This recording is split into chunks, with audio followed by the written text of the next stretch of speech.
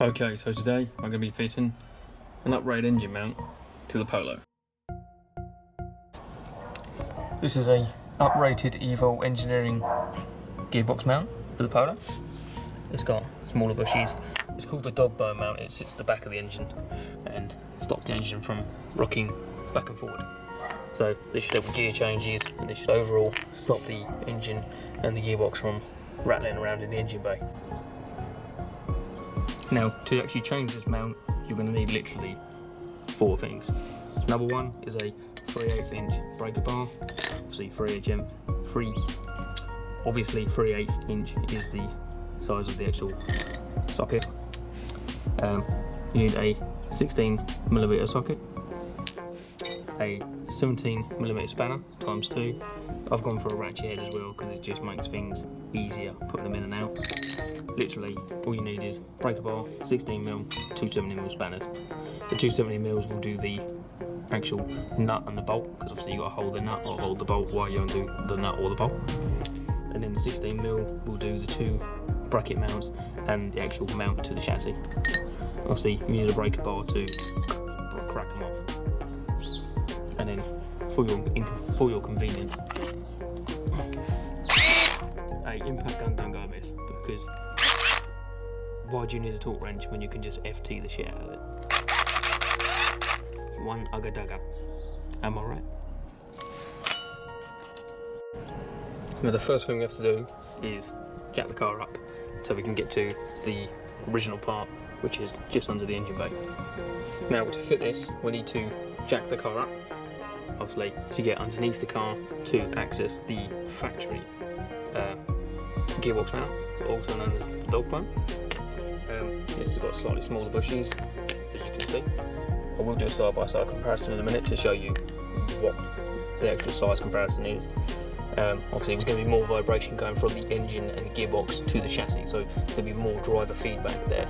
Obviously comfort and feedback are a different thing depending on what you want, but the reason why road cars have such big bushes is to obviously dampen as much of that vibration as possible, so when you're sitting in the car you're not losing fillings. Now this is the OEM mount. There's 1 bolt here, 1 bolt there, well, a bolt with a nut on the end.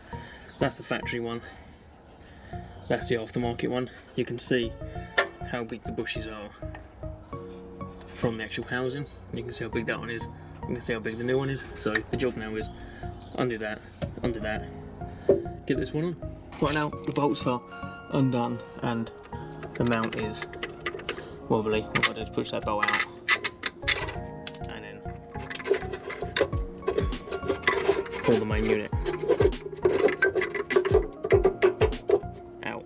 But what you'll notice is, look how much sway is on the engine. That's what that does, and that doesn't look in too bad of a condition. So this new one will stop the engine literally swinging in this mount. Now it turns out you can't actually get the mount out, which is here, without taking the bracket off using this 15mm bolt. Definitely 15mm. Get her on there. That's out. Oh, there's always another one in there. There's always a second bolt. Bear with. First one's out. Now, second one, and there is the aptly named DogBoneMount. Look at the bloody size of that bush. And this has been in from factory as well, so that's easily got 130,000 miles that you can move it with your thumb. Now let's do a little quick comparison of this one versus the new. So this is a factory one. As you can see, you've got the massive rubber mount called the DogBone, quite aptly. It's a bone, but you wouldn't want to give it to your dog, not if you loved it. If you don't love it, by all means give it a Black Valley. But anyway, you've got your aluminium insert, you've got your massive, great big gearbox mount, which, if you look down there, is pretty naked. You can see this has seen better days. That might just be from the vulcanisation, but if you look for it like that, look, you can see that does not look great. And like I've said, you can flex the mount anyway with your finger, so no matter what power you're running, even standard, that's going to flex like anything. So that's the factory one. This is the Evo Engineering one. Straight away, look at the size of the bush. The bush is smaller than the aluminium insert in the factory one, so straight away more vibrations are going to be transmitted to the chassis, but it will be stiffer, so there'll be less power loss through movement of the engine, etc, etc. You saw how much the engine was moving just with this one, not even attached, so hopefully that is going to make it stiff as anything. But as you can see, bolt holes still in the same place in both ways. It is basically a bit of bar or a bit of hollow tube with two bush mounts TIG welded to either end. It's been powder coated, made by Evo Engineering.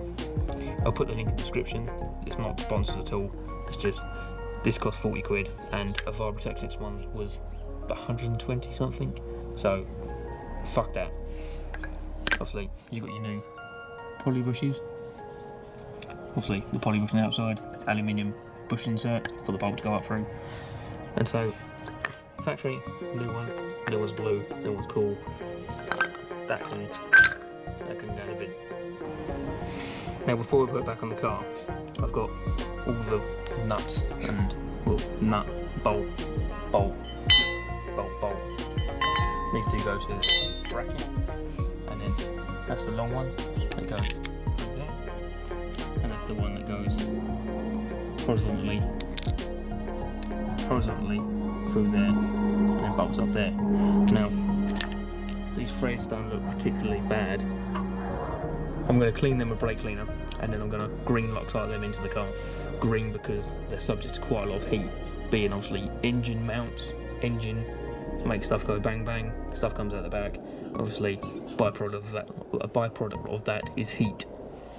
Use blue Loctite at your own peril, but I'm going to do some green.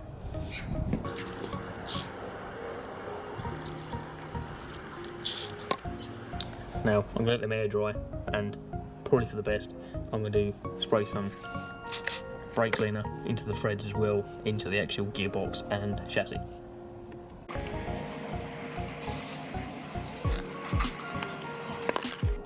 Now what we have to remember is, fitting is the opposite of taking it apart, or putting back together is the opposite of taking apart. So I'm going to have to put the mount in first, get it roughly where it's meant to sit, which is about there, I think. And then I'm going to put the bolt in, just to sort of keep it roughly where it's meant to be sitting. As you can see, loose bolt there, just keeping it in. There's the actual new uprated mount with the smaller poly bushes. All I've got to do now is fit the bracket back to the actual engine and gearbox, and then bolt the actual DogBoneMount to the bracket. Obviously everything Loctite and torqued up. These are the two bracket mounts, obviously same thread, same length, so it doesn't matter which way they go back in. But anyway, I'm going to put a little bit of Loctite on them, and then we're going to put them back into the car. Now that's them full of Loctite, ready to go back into the car. So the actual bracket bolt 1 and 2 is in. You can't see the second one because it's up there, and then the actual bolt and nut combo are in, and the Loctite, as you can see by my finger right there, if it ever focuses. Focus. Right there. There we go. But what I'm going to do is, that's been torqued up, The other two have been torqued up.